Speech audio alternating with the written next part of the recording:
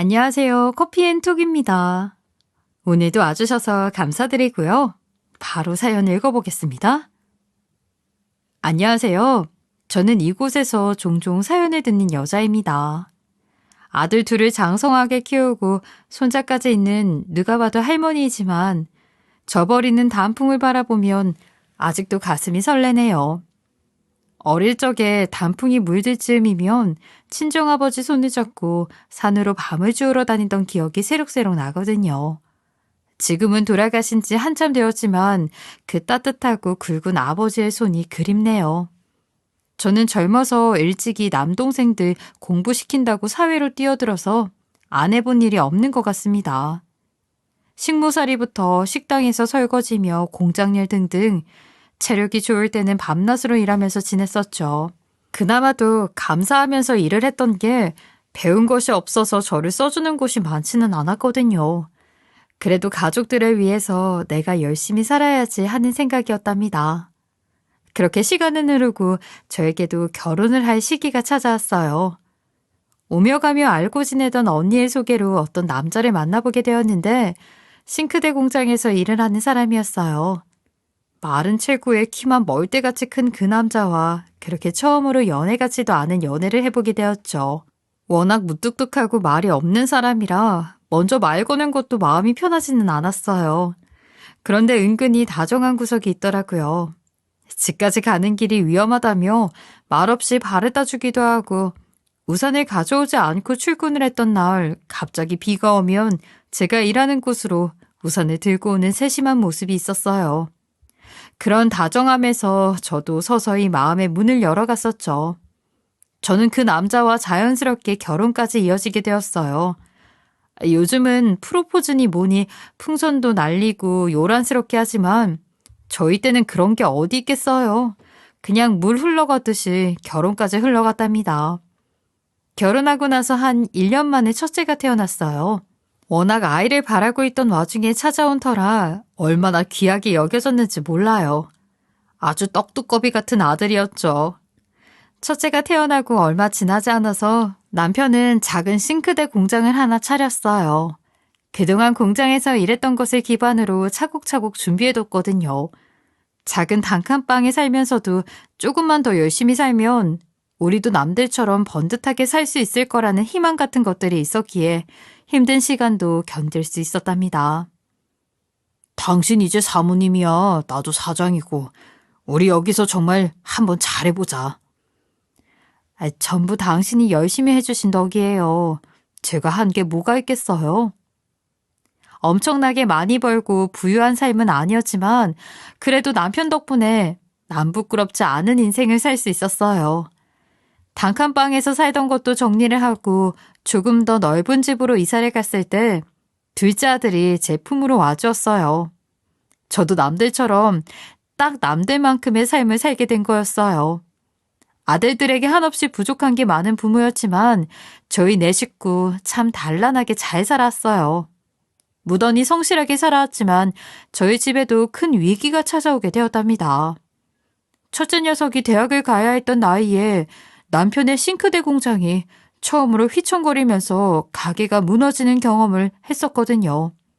오랜 시간 거래를 해온 잘 아는 분한테 사기를 한번 당한 터였어요. 그때 남편의 상심이 이만저만이 아니었답니다.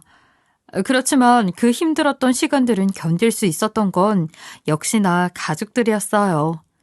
집에 이런 큰일이 생긴 만큼 다 같이 똘똘 뭉치면서 어려운 시간들을 헤쳐나갈 수 있었어요.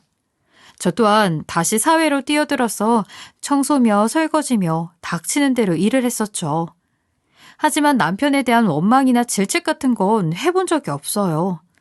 제 남편이 바보 같아서 사기를 당한 것도 원해서 당한 것도 아니었잖아요. 그냥 피할 수 없는 소나기 같은 일이었죠.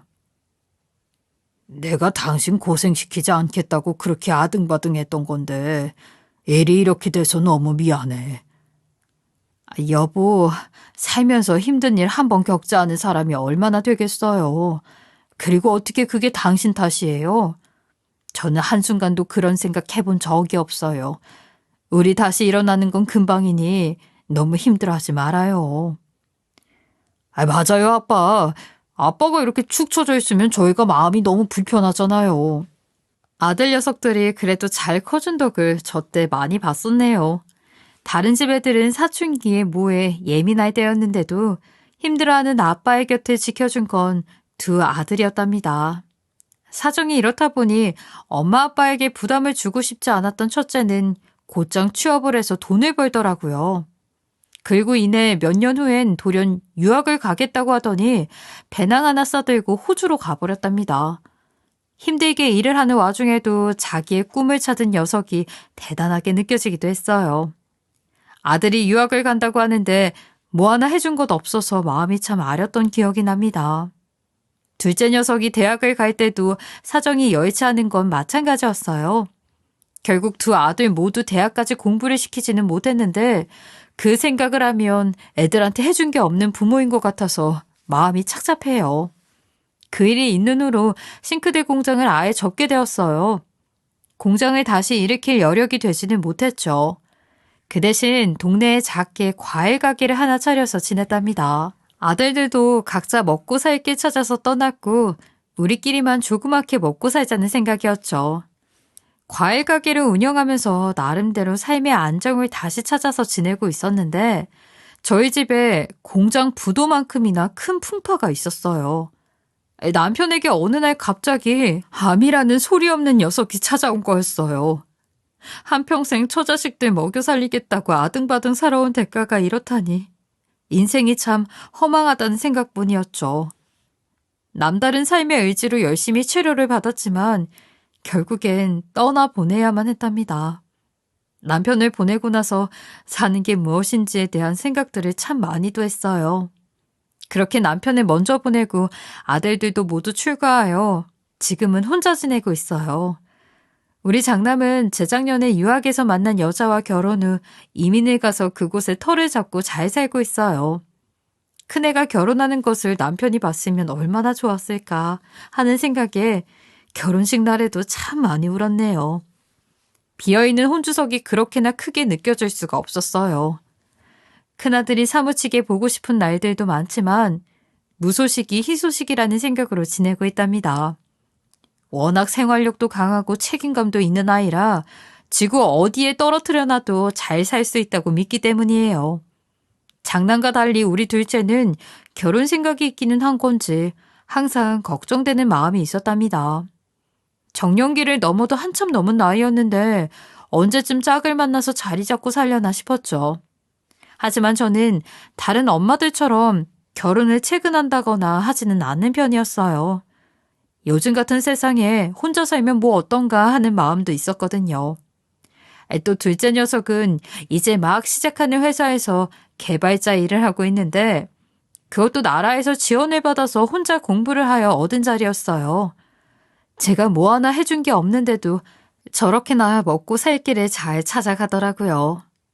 운이 좋게 괜찮은 회사에 들어가서 다른 사람들보다 연봉도 많이 받는 편이었죠. 그런 둘째가 대견하고 기특했어요. 자기 능력이 있는 녀석이니 혼자 살아도 좋다는 마음이었답니다. 그런데 어느 날 둘째 아들 녀석이 갑작스럽게 결혼할 사람을 데리고 온다는 겁니다. 이게 무슨 일인가 싶었죠. 엄마, 저 결혼할 사람이 생겼어요. 조금 갑작스럽게 말씀드리게 되긴 했는데 아무튼 빨리 말씀드려야 할 것 같아서요. 그 이후 아들의 입에서 나온 말이 더 충격적이었어요. 엄마가 너무 놀라실까봐 미리 말씀드리는데 사실 데리고 올 여자친구가 대학 교수예요. 엄마도 아실 만한 학교에서 근무하는 중이에요. 저는 너무 놀랐어요. 아이, 세상에 정말 그 학교에서 교수를 한다고? 그렇다니까요, 엄마. 제가 예전에 그 학교 가고 싶어서 재수까지 했었잖아요. 뭐 결국 대학은 포기하긴 했지만요. 아무튼 이렇게 그 학교 교수랑 결혼까지 하게 될 줄을 누가 알았겠어요. 안 그래요? 아들 녀석이 만난다는 여자가 대학 교수라는 말에 놀랄 수밖에 없었답니다. 예비 며느리가 다닌다는 학교는 아들 녀석이 어릴 적에 꿈에 그리던 명문대학교였어요. 당시엔 성적도 안 나오고 집안 형편도 대학을 갈 여력은 없어서 포기하게 되었는데 이렇게 그 학교 교수랑 결혼을 한다고 하니 신기할 따름이었죠. 그런데 한편으로는 이 결혼이 괜찮을까 하는 우려도 있었어요. 우리 집안이 그리 멋들어지고 대단한 것도 아닌데 대학 교수 며느리를 봐도 괜찮은 걸지 걱정되는 마음도 들었거든요. 워낙 말수도 없고 내성적인 아들이 어떻게 교수를 만난 건지 궁금한 것들이 머릿속을 수도 없이 떠다녔지만 말을 아꼈어요. 만나서 천천히 물어보면 될 일이었으니까요. 그래, 이번 주에 한번 집으로 데리고 와. 아이고, 음식을 뭘 준비해야 하려나? 젊었을 때 대학 교수님 집에 식모살이를 한 적이 있었는데 그때 일하던 기억을 더듬어서 오랜만에 음식 솜씨를 발휘해 보았어요. 그리고 예비 며느리가 오기로 한 주말이 되었답니다. 예비 며느리는 참한 얼굴을 하고 있는데 어째서 저 나이까지 결혼하지 못한 건지 의문스러울 정도였어요. 제 마음을 읽기라도 한 건지 예비 며느리는 제게 이런 말을 하는 겁니다. 제가 그동안 공부하느라 많이 바빴어요. 이런저런 손자리 안 나가본 것도 아니긴 한데 그래도 이 사람만한 사람이 없더라고요. 아무래도 결혼 정년기는 지난 편이라 걱정 어린 생각이 있으실 것도 같아서 먼저 말씀드려요. 아유, 요즘 같은 세상에 결혼 정년기라고 할 만한 나이가 따로 있나요? 그런 걸로 걱정할 필요 없어요. 그리고 아들은 조심스럽게 운을 떼는 겁니다. 엄마, 사실 드릴 말씀이 있어요. 어차피 나중에 알게 되실 일이니까 그냥 지금 말씀드릴게요. 아들은 답답하게 뜸을 들이는 거예요. 어머님, 저희 아이가 먼저 생겨버렸어요. 그래서 결혼 준비를 조금 서두르게 됐고요. 생각지도 못한 이야기에 너무 놀라버렸네요.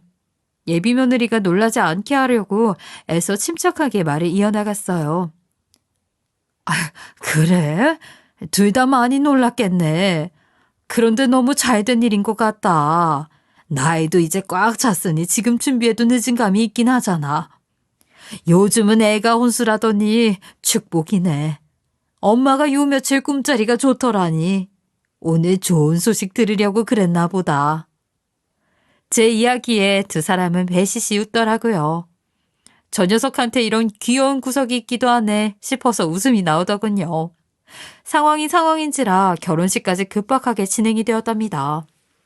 결혼 후 6개월 만에 아이를 낳게 되었고 제 품에 안겨진 아이는 얼굴이 조망만한 손자였답니다. 그런데 며느리가 친정이 멀다 보니까 곁에서 도와줄 수 있는 사람이 마땅치 않은 상황이었어요. 결국 제 손을 빌리게 되더라고요. 어떤 이들은 다 늙어서 황혼 육아는 절대 하고 싶지 않다고 하던데 저는 생각이 좀 달랐어요.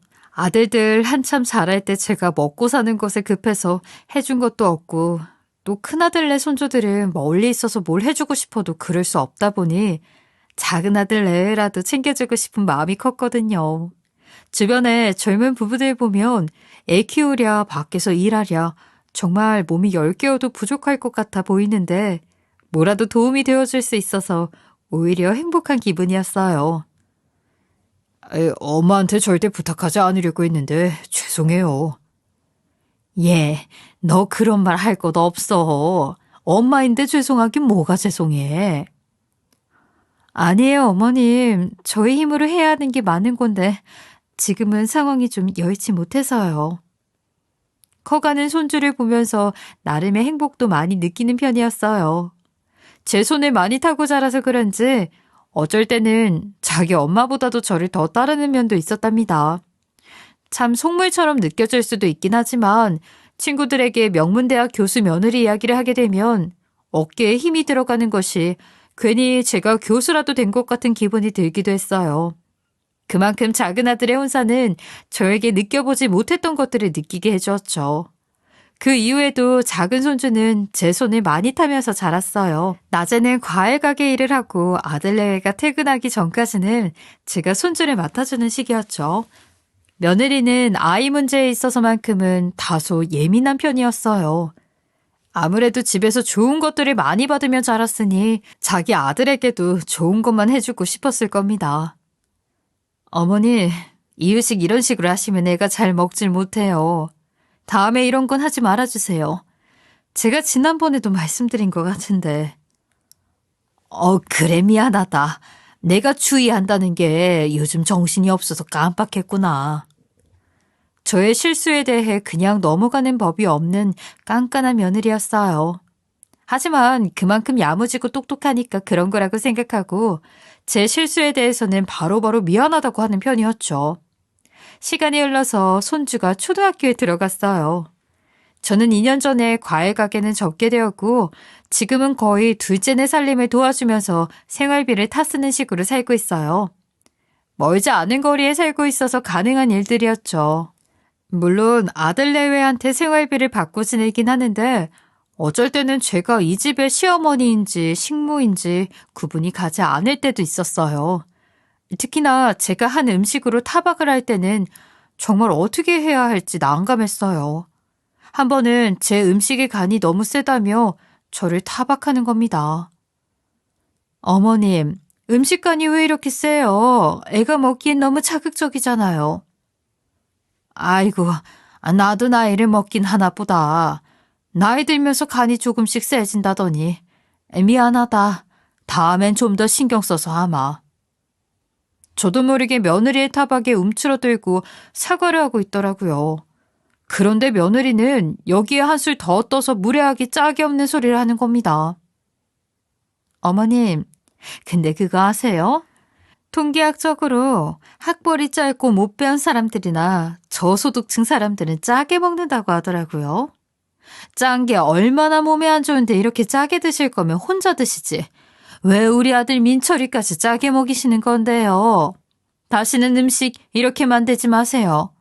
또 이런 식이면 생활비 못 드려요? 아이, 그래. 미안하다 내가. 다음부턴 특별히 신경 쓰마. 며느리의 지적에 한없이 작아지는 제 자신을 느꼈어요. 워낙 건강을 중요하게 생각하는 편이기도 하고 또 자기 아들 일에는 예민한 편이라 그런다고 생각했어요. 지금 생각하면 참 부끄럽지만 교수 며느리이니 저도 모르게 떠받드는 게 있었거든요. 아들이 어디 가서 대학 교수를 만날 수 있겠어요. 다른 건 몰라도 아들이랑 손주한테는 잘하는 며느리이니 그러려니 하는 마음이었답니다. 그렇게 몇 년이 지나 아들이 본격적으로 사업을 시작해서 한참 분주하던 때였어요. 제가 배움이 짧으니 뭘 잘 알지 못했는데 매일같이 일하느라 늦게 들어오면서 바쁜 모양이더라고요. 많이 바쁘지? 얼굴이 갈수록 푸석해지는 것 같아. 시작한 지 얼마 안 돼서 눈코 뜰 새도 없이 바쁘네요. 민철이랑 민철 엄마는 요즘 좀 괜찮아요? 요즘 민철 애미도 학교 일이 바빠서 그런지 민철이는 거의 여기 있는 날이 많은데 내가 계속 애를 봐줘도 되는 건지 모르겠구나. 왜요, 엄마? 무슨 일 있으셨어요? 아유, 아니다. 별건 아니야. 애미가 워낙 말을 돌려서 못하잖니. 그래서 그래. 너 애미랑 요즘 별일 없지? 엄마, 그 사람이 솔직하고 자기를 숨기는 법이 없는 사람이라 그래요. 무슨 일이 있으셨는지 모르겠지만 나쁜 뜻은 없었을 거예요. 마음에 담아두지 마세요. 며느리의 직설적이고 돌려 말하지 못하는 부분 때문에 이런저런 마음 쓰이는 일들이 많았지만 번번이 참고 넘어가곤 했었거든요. 그런데 그것도 점점 더 지쳐가고 있었어요. 제 딴에는 아들레아한테 조금이라도 손을 덜어주기 위해서 필요한 제가 가르쳐 줄 수 있는 부분들은 나름대로 성의껏 가르쳐 주고 있었답니다. 손주가 지금보다 어렸을 때는 상관없었는데 좀 더 크고 나니 제가 뭘 알려주는 것도 한계가 있는 것 같더라고요. 지난주에 손주를 저희 집에 맡기고 갔을 때 곧 받아쓰기 시험이 있다 하여 제가 하루 종일 손주를 붙잡고 받아쓰기 연습을 시켰거든요. 저도 나이가 먹으니 맞춤법들 헷갈리는 것들이 많아서 핸드폰으로 검색을 해가면서 알려주었죠. 손주는 저를 따라서 바닥에 배를 깔고 열심히 공부하더니 만점을 받아온 겁니다. 할머니, 저 받아쓰기 100점 받아왔어요. 할머니가 시험에 나올 것 같다고 했던 것들이 많이 나와서 100점 받을 수 있었어요. 손주가 100점을 받아왔다는 말을 하니 그렇게 기쁠 수가 없었어요. 말도 참 예쁘게 하는 아이였죠. 아, 역시 우리 민철이. 할머니는 우리 민철이가 100점 맞을 줄 알았어요. 너무 잘했어요. 제가 손주에게 기특하다며 칭찬을 해주었는데 거기에 며느리가 찬물을 확 끼얹는 겁니다. 역시 우리 민철이는 엄마 머리를 닮아서 이렇게 공부를 잘하네. 아빠는 머리가 안 좋으니까 말이야. 그치? 아, 할머니가 못 배우고 무식해서 아빠 머리가 할머니 닮았나 보네. 그럼 할머니 책임인가? 제가 듣고 있는데 저에게 저런 말을 하는 걸 보고 기가 막혔어요. 듣고 있던 저 또한 기분이 너무 좋지 못하더라고요. 한마디 할까 하는 생각을 하다가 이내 참아버렸답니다. 그때 그냥 참지 말고 한 소리 할 걸 싶더라고요. 며칠을 소가리를 했다니까요. 그러다 저도 참지 못하고 터뜨렸던 날이 있었어요.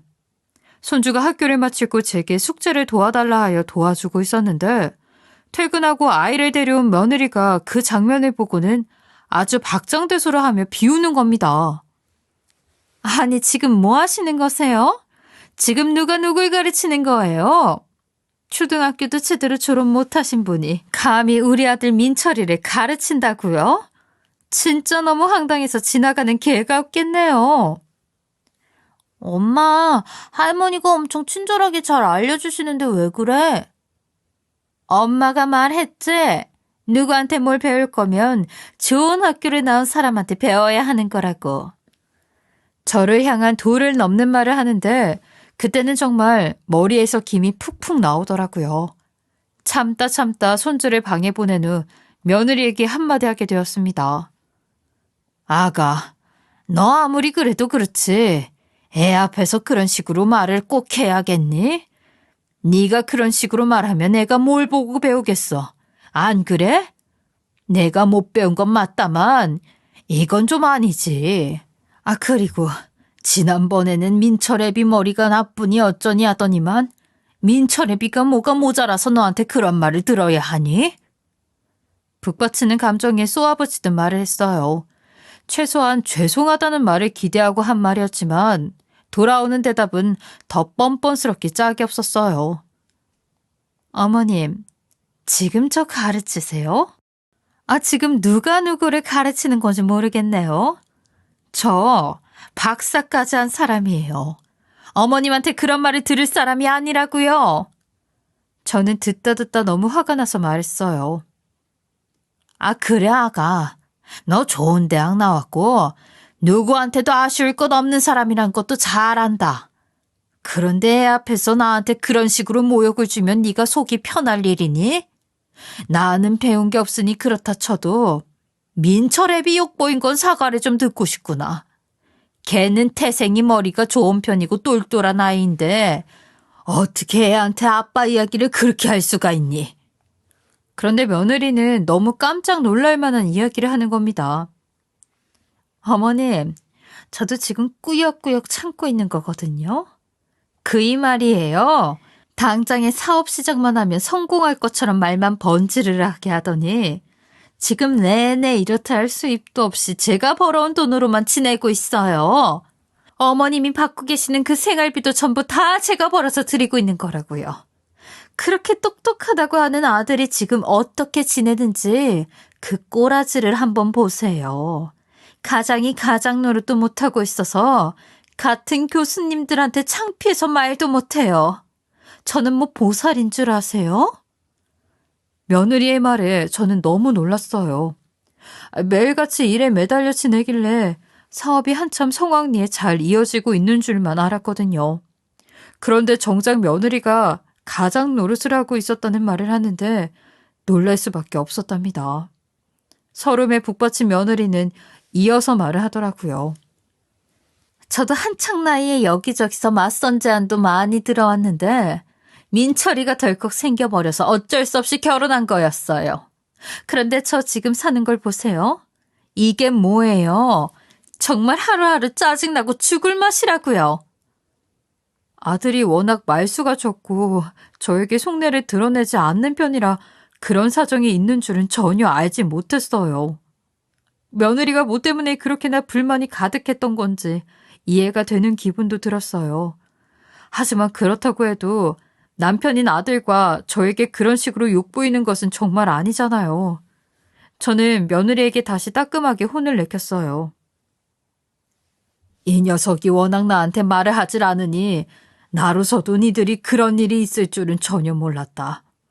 아니 그렇다고 해서 네가 애 앞에서 네 남편이랑 나한테 그런 식으로 대한 게 합리화될 거라는 생각을 하는 건 아니지. 배울 만큼 배운 애가 어디 자식 앞에서 그런 식으로 무례한 행동을 해. 그런데 며느리는 눈물까지 글썽이면서 제게 발악을 하더라고요. 이게 다 못 배워먹은 집안에 와서 이런 수모를 겪는 거 아니에요. 주제도 모르고 가르치려 드는 걸 보나 본데 나한테 지금 사과라도 받고 싶은 거예요? 민철애비가 똑똑하고 야무진 데가 있었으면 지금쯤 사업에 성공하고도 남았겠죠. 안 그래요? 그 말을 듣는데 기가 막히고 코가 막혔어요. 아니, 이렇게까지 했는데 내 말을 알아듣지 못하니? 넌 도대체 그 좋은 학교에서 뭘 배운 거야? 그때 저희 집에 누군가가 초인종을 누르는 겁니다. 그 초인종 하나로 모든 상황은 판이 뒤엎어져 버리고 며느리는 경악을 하게 되었죠. 며느리가 손주를 데리고 간 이후 저희 집에 손님이 오기로 되어 있었는데 저와의 말싸움이 길어지면서 손님이 올 시간이 되어버린 거예요. 저도 정신이 없어서 벌써 시간이 그렇게 된 줄 모르고 있었답니다. 저는 현관을 열어서 손님에게 들어오라고 했어요. 아이 누나, 무슨 일이 있길래 초인종 소리도 듣지 못한 거야? 몇 번을 눌렀는데 집에 없는 줄 알았어. 아이 그랬구나. 소리를 못 들었네. 우리 집에 지금 며느리가 와 있어서. 그리고 저를 찾아온 손님은 제 며느리를 보고 경악을 하는 겁니다. 아이 박 교수? 박 교수가 여기 어떻게 있는 건가? 설마 누나 며느리라는 사람이 저 박 교수야? 총장님, 총장님이 어떻게 여기에... 아니, 이게 다 무슨 일이에요? 저 또한 놀라서 어리둥절할 뿐이었어요. 두 사람 서로 아는 사이인 줄은 나도 몰랐네. 맞아요. 저를 찾아온 손님은 며느리가 다니고 있는 대학교의 총장이었어요. 총장과 저는 같은 고향의 동네 친구였어요. 정확히는 그 녀석의 누나와 제가 아주 절친이었거든요. 그래서 가족끼리도 친하게 지냈었죠. 한평생을 서로 고민도 들어주고 위로도 해주면서 지내는 사이였답니다. 그러다 자기 누나가 10년 전에 세상을 먼저 떠난 뒤 저를 친누나처럼 생각하면서 더 긴밀한 대화를 하는 사이가 되기도 했고요. 그냥 친남동생 같은 애라고 보면 되는 그런 관계였답니다. 아이 누나는 며느리가 우리 학교 교수인데도 왜 여지껏 말을 안 한 거야?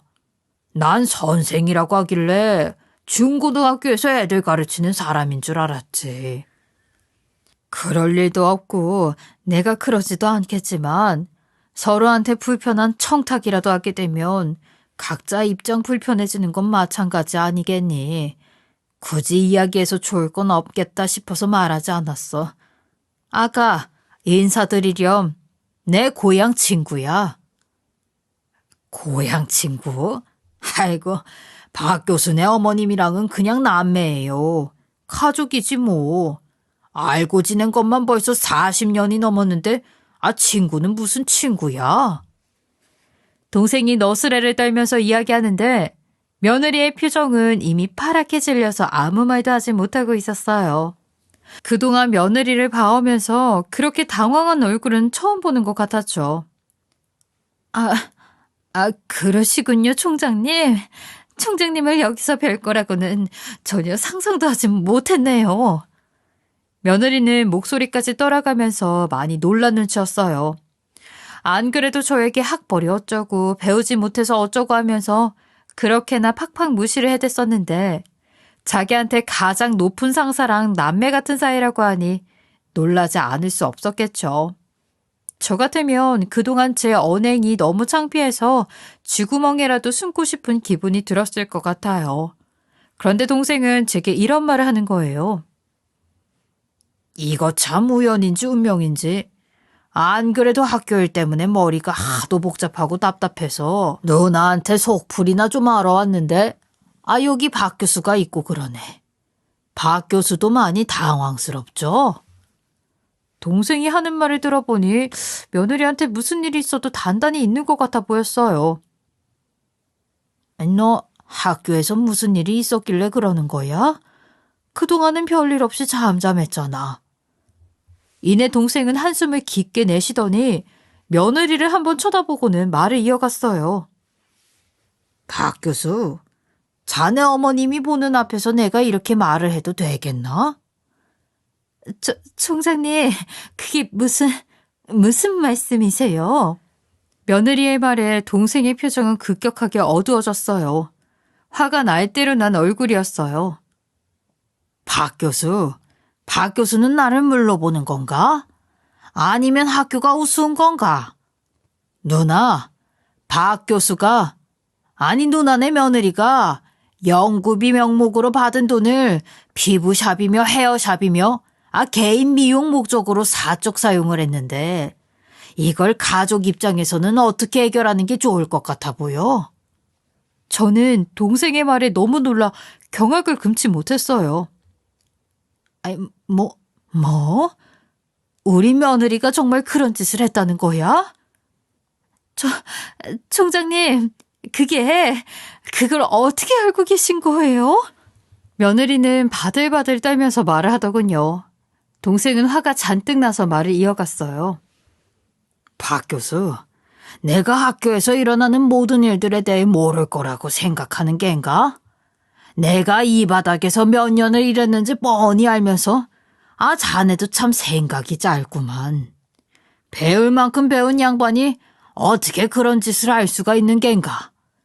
청년들은 학자금 대출 갚느라 청춘다운 시간을 보내지도 못하고 있는 걸 뻔히 알지 않는가? 학생들의 피땀이 서린 등록금으로 허튼 짓을 하는 것이 참다운 스승의 모습이라고 생각하고 있는 건 아니길 바라네. 며느리가 공금으로 뒤에서 하면 안 될 짓을 하고 있다는 것을 학교 측에서 알고 있었지만 증거들을 모으고 있던 상황이었던 거죠. 정말 동생에게 나쁘끄럽고 창피해서 얼굴을 들고 있을 수가 없었어요. 총장님 그게 정말 죄송합니다. 사실 말씀드리지 못한 것이 있는데 제가 지금 집에서 실질적으로 가장 노릇을 하고 있어요. 남편이 진행 중인 사업이 난항을 겪고 있는 중이라 오로지 제 급여에만 의존하고 있거든요. 그래서 그러면 안 되는 줄 알지만 외벌이로 지내는 게 감당이 되질 않아서 그렇게 된 거예요. 제 잘못 충분히 인지하고 있으니 한 번만 눈 감아주시면 안 될까요? 며느리는 저에게 늘어놓던 그 변명들을 레파토리만 살짝 바꿔서 동생에게 하더라고요.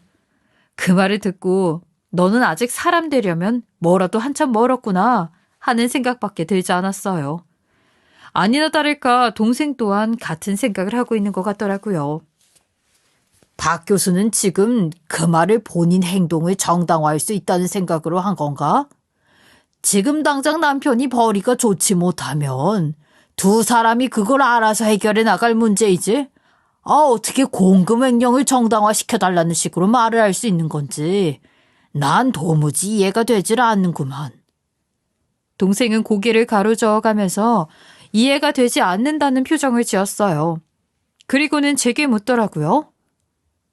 누나, 이런 짓을 한 박 교수가 누나 며느리인 걸 내가 오늘에야 알게 됐는데 내가 이 상황을 어떻게 처리한 게 맞다고 생각해? 가족이니까 넘어가 줘야 하나 싶기도 했어 말이야. 동생은 오히려 저에게 어떻게 하면 될지를 묻는 겁니다. 순간 며느리의 얼굴에 화색이 도는 걸 보았어요. 그래서 저는 목소리에 힘을 주어서 말했어요. 뭐? 너 지금 무슨 말을 하는 거야? 그런 일에 가족이고 뭐고가 어디 있어? 내가 이럴까봐 두 사람 모두한테 서로의 존재에 대해 말하지 않았던 거야. 잘못한 게 있으면 당연히 그에 마땅한 처벌을 받아야 하는 거고, 이 일에 내 생각은 추도하지 마. 너는 네 위치에서 네가 할 수 있는 일을 해. 며느리는 다시금 안색이 파랗게 질려버리더라고요. 어머님, 제발 저 좀 한 번만 살려주세요. 어머님, 제발요. 아가, 너도 참 웃긴다. 배워먹지도 못한 나한테 뭘 살려달라고 하는 거니? 사고는 네가 쳐놓고 수습은 내가 해주길 바라는 거니? 기가 찬다, 기가 차. 그동안 며느리한테 당했던 걸 한 번에 갚아준다는 마음으로 저는 시원하게 내질렀어요. 며느리의 똥 씹은 표정은 지금도 잊혀지지가 않네요. 그래, 누나 뜻이 그렇다면 뭐. 나는 내 자리에서 내 할 일을 해야지. 그날 이후 며느리는 징계위원회에 회부되었답니다. 교수로서는 가장 불명예스럽게 교수직을 박탈당하게 되었죠. 저 또한 교수라는 직위에 홀려서 며느리를 높이 사고 벌벌 떨던 시간들이 있었지만 이 일을 겪고 나서 느낀 게 있었답니다. 결국 가장 중요한 부분은 학벌도 직함도 아닌 인성이라는 것이었죠. 나중에 아들한테까지 이 일이 알려지게 되고 아들은 노발대발 난리가 났어요.